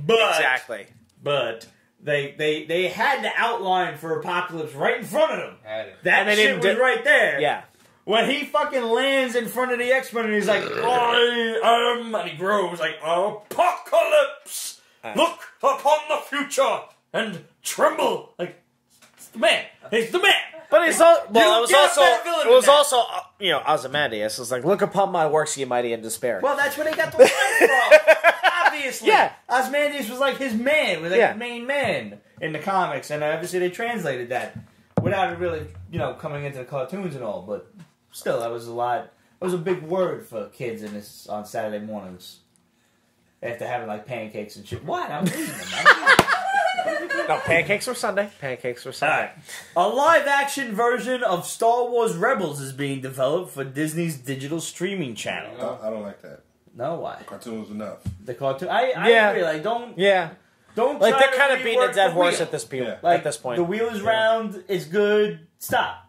You know, just move on. Like, do something different. Mm-hmm. Yeah. How about, like, you know, Knights of the Old Republic or something? Yes. Because we're still clamoring for that. I totally agree. Still. Yeah. I, for one... Listen, and I mean everybody who's played a Star Wars game, any kind of Star Wars video game, it doesn't matter what it is, they know of Knights of the Old Republic, which was fucking classic. Can we see Boba Fett climb out of the fucking Sarlacc pit, please? I have but one request, and that is, I don't care if I get a storyboard. I want some shit. Young. They did that in the comic books, though. Ooh, that is. I don't What's want, that? I don't want a comic book. I've read the comic book. Yes, please. That's a great idea. Yeah, I'm smart. I know things. I know you do. I know things. I'm smart. I got passed over. By the way, we are hearing that because of the popularity of Yoda in The Last Jedi, that another Yoda scene is being developed for whatever the hell Episode 9 is going to be called. I mean, Well, listen, got better that him from than our fucking boys at, Luke teaching Rey. Well, Shit. Luke does not want to do it no more. Mark I Hamill's know. like, says he's fair. done. Like, yeah, that's what I So heard. that could also be why they're bringing Yoda in. What? No Right. Ghost Spirit? Yeah, I don't know, man. It depends on how many millions they're going to throw at him. Be like, all right. give it to him. Disney has to. I mean, come on. They have to. They should. I mean, we didn't kind know, of though. need Force Ghost I mean, Luke. it's his Yes. story. We did. Well, I mean, It's his story. I yeah, agree. yeah. Like the thing is, Doing. just bring it full circle and have him Oh, yeah, have he's him be playing the Force spoilers Ghost. like, I don't want to do it. I Right. don't want to do it. I don't want to do it. Yeah. It's Yeah. 80 million. Yeah. All right. All right, I'll do it. You twisted my arm. The arm I have left. Well done. Ah! Thank you. Thank you. Thank you. All right. One. Here's Lucas.com. Oh, here's one for you, Liz. One of the Game of Thrones spin-offs in development is being called The Doom of Valeria. Yeah, let's bring it. I was just telling Ramon. Ramon asked me why did the Targaryens leave Valyria, and I compared it's a it to volcano. Krypton. How it was doomed. Yeah. It was prophesized that it was done for, and they had to get out of there. And some of them were a little hard-headed, and were like, "No, this is my home. This is where I'll stay." And then other people discovered what the fuck a volcano was. And it should have dragons for the Totally beginning. dinosaurs. No, it'll have dragons and magic. Oh, It'll be God. really awesome and a lot more Valerian steel.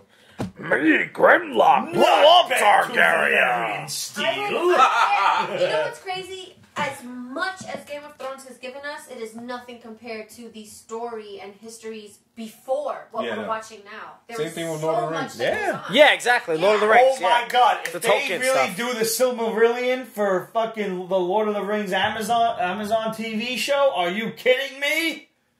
I am ready. The amount of money they're putting into that series is just Yeah, that is ridiculous. Like Yeah. per episode was like 250 grand. per season. Yeah. Oh, that's 250 million. Oh, 250 wow. mil. 50 What? million for what? 250. What? It's gonna be like a 250 billion million. TV show? Yeah. Yeah. Well, Amazon. Because you don't What? know. You don't know. It's Lord of the Rings. Who watches Amazon though? Everybody. I will now. Listen.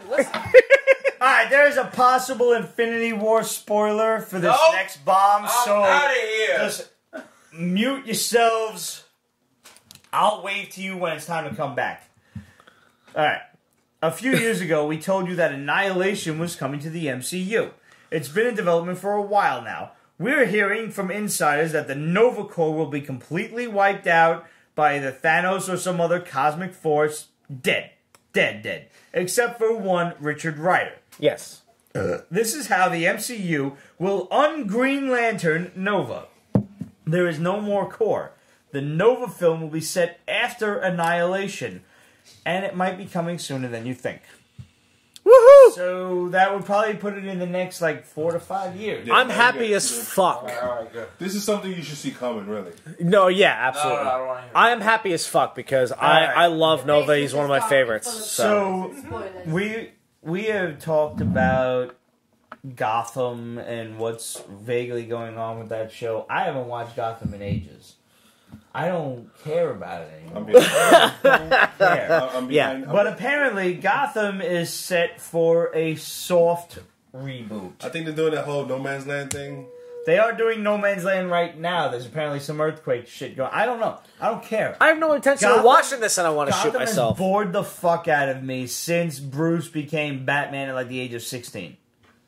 And since Carmen, whatever her name is, Miranda, became fucking 18, they started slutting her up with, low-cut shirts. She's got fucking my-sized tits, and they got her in low-cut shirts.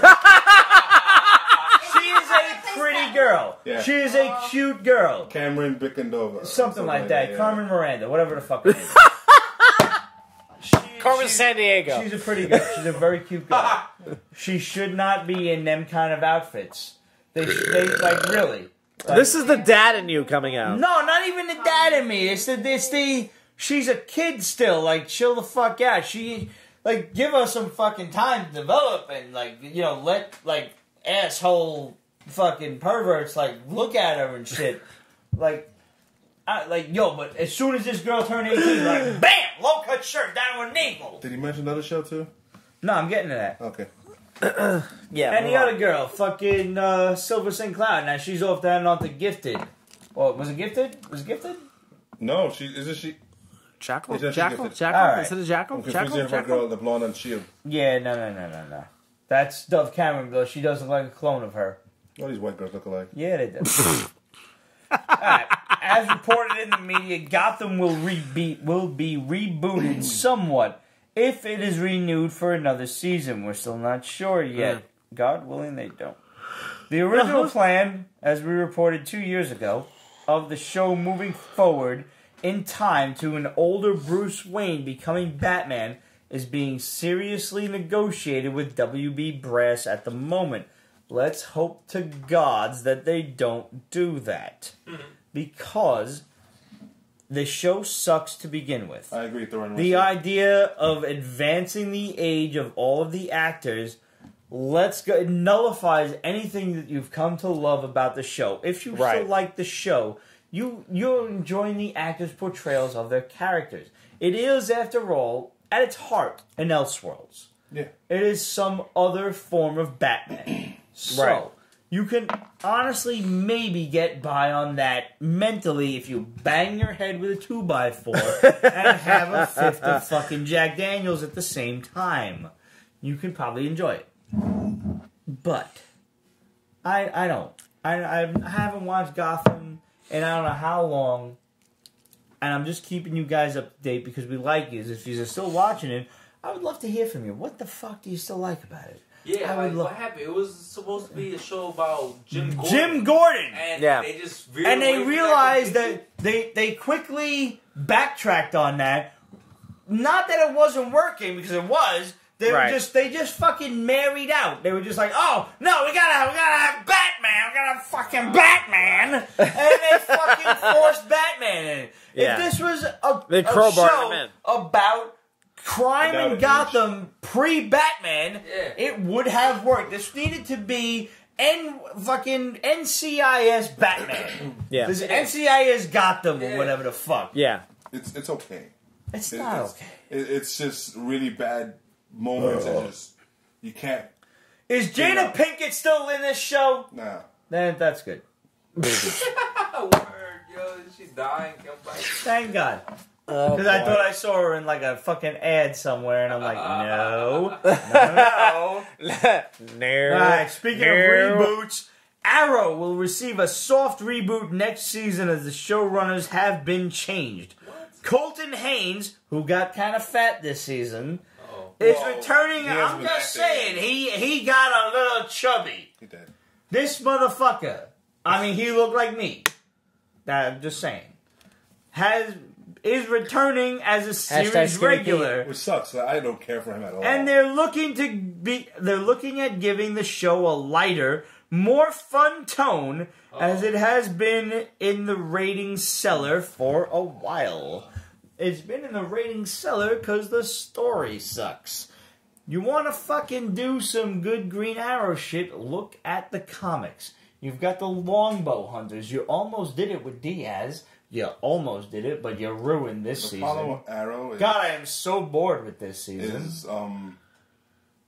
DC got in the way of them using certain characters. Of Deathstroke, yes. And then they didn't even use Deathstroke in the movie. Yeah. And then the Berlanti formula is one villain, one big problem throughout the whole season. They need to break that shit up. A la Agents of S.H.I.E.L.D. Yeah. Agents of S.H.I.E.L.D. has a better idea where you break the shit up into the whole season into 3 separate parts instead of this. But that's the CW. The CW wants to do this one big enveloping story because Supernatural does the same bullshit. But the thing about Supernatural is, even though they're doing one full season of a storyline, they have better filler episodes. Yes. Where you don't quite sense the filler episode because they're using some sort of mythology and they're hunting some sort of, interesting monster. Arrow doesn't do filler. Arrow does not do... Neither does Flash, not for nothing. The Flash episodes have been god-awful in the last fucking few. Oh, man. Are you caught up on Flash? New lemonade recipe? Oh, you didn't see that shit yet then, did you? No, the lemonade recipe. Not the last one. Oh, no, that's right. This Tuesday. No, I didn't see that shit yet. Y'all see the new lemonade recipe? I love Absolutely not. Nisa Al Ghul. She's the hottest chick on that show. Without question. Who? I mean, she was naked in Spartacus, yes. so we're good. Yeah, she's done a lot. Wait, what? Katrina Law. Wait, what? Oh, boy. You're going to have to send me something. Yeah, I mean, the Flash is just suffering.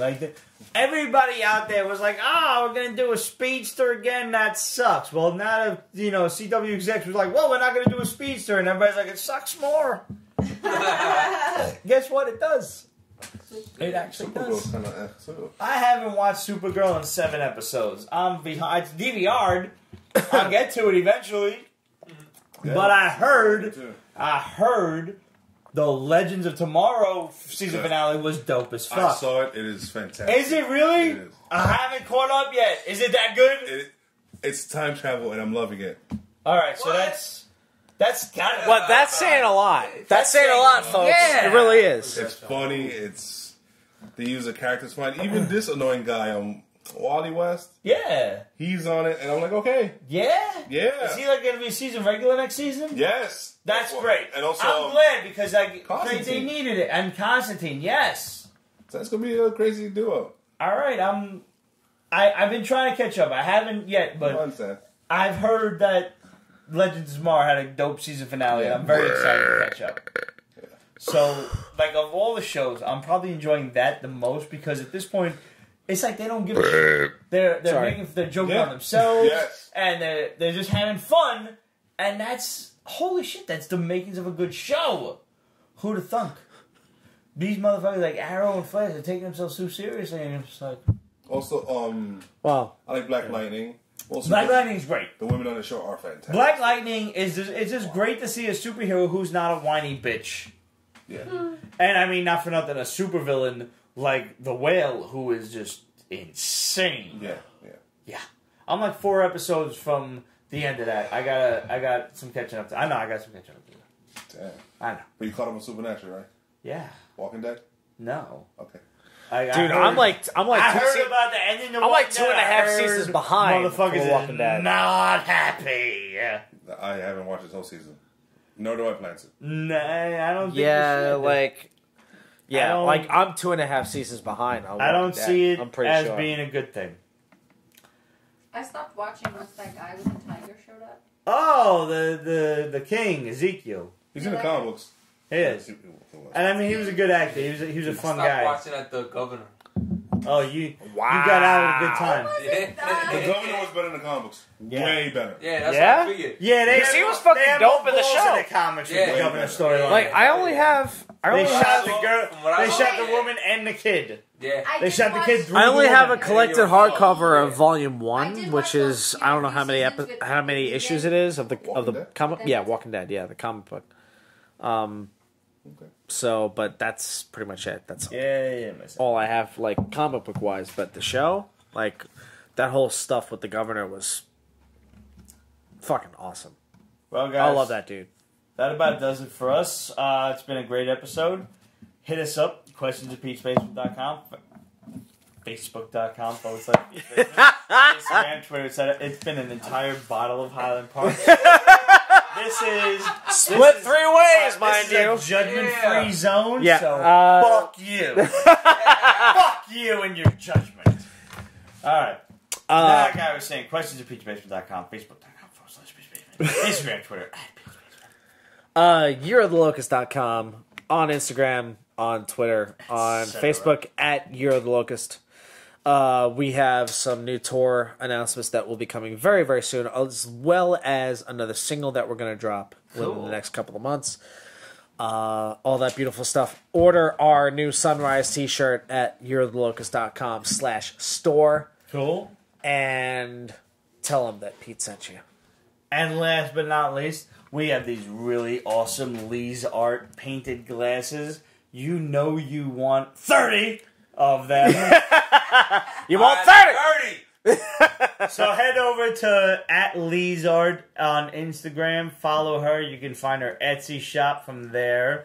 And you can find an entire gallery of all of the awesome glasses and stuff she orders. By the way, she also does custom orders, so just feel free to hit her up and just ask her about it and, like, just see... I'm thinking, what's up with if I wanted a portrait on a glass or something? I'm thinking I should get our Sunrise t-shirt I think you should on a really glass. get like a Yodel glass. Yeah. Does mugs, wine glasses, steins, whiskey, anything. Oh, okay. She even does, you and I are going to talk. She even does glass plates if you twist her arm. It was good. Oh, yeah. The City Field plate. So... all you gotta do, guys, is hit her up at Lee's_art on Instagram and find her Etsy shop. That's you want one of these. They are entirely wash safe. Look, we're drinking out of them now. And obviously I'm gonna wash them because I'm not a dirtbag. Don't throw them in a dishwasher. That's all we ask. Just hand wash them. Hand wash them. Act like, you're a civilized human being. Have some class. Yeah. Yes. Act like you care. These are awesome. Act like you care. You're right. And hand wash them. Quality like this deserves a hand wash. That's all we have. This is the best commercial I've ever seen in my life. That's what I'm here for. That was lovely. That's what I'm here for. So fun.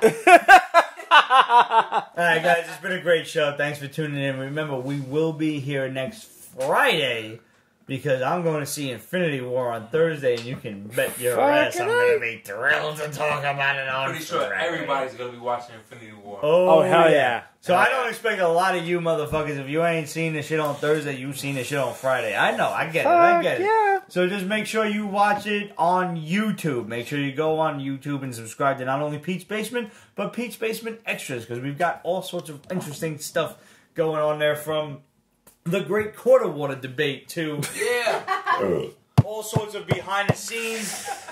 To Pete eating a Carolina Reaper. Me eating a Carolina Reaper. And plus, I got some other food challenges like, apparently, the world's hottest ramen noodles. I've got 2 different challenges for that. All right. Plus, I've got the Last Dab hot sauce that is made from Pepper X. Hotter than the Carolina Reaper. That is coming soon. So I'm going to make some chicken nuggets, chicken wings, whatever. And I'm going to pour that shit on it. And I'm going to eat this. Yo, I got to bring my bass player Freddie down for that. On that note, yes. We will see you guys next week. Thanks as always for tuning in. Peace!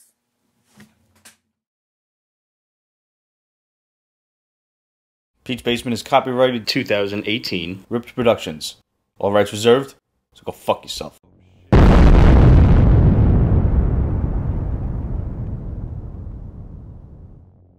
Did you read Demigod last week? Yeah. That reminded me of you. Yo, that shit is how... That's 10 years, folks. That was my book of the week. That's right. That's funny. I saw this like, this is so Pete. He could never get powers. Oh my god, this is... We should have tried it before we recorded.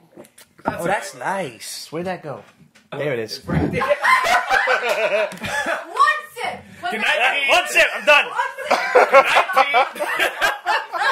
night, Pete. Beep, that's all, folks. You know what I just thought of? Oh, shit.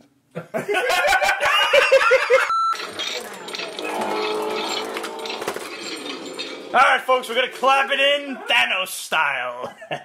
Ready? I'm gonna break it. Yeah, you are. We're still intact. Okay. Who is the intelligent female in the background and what did she do with Roger? She killed him. Give me some more of that scotch. Fuck. Red, how you doing over there? Please. There we go. Yeah, you can pour me another one, too. Yeah, okay. Pour yourself another one. Oop. She got her own bottle. She's great. I'm feeling great. Here's to cheap women, cheap whiskey, cheap women that like cheap whiskey, and fat girls need love too, but only after 4:30. I believe it was David Allen Coe who said, "Don't the girls all get prettier at closing time?"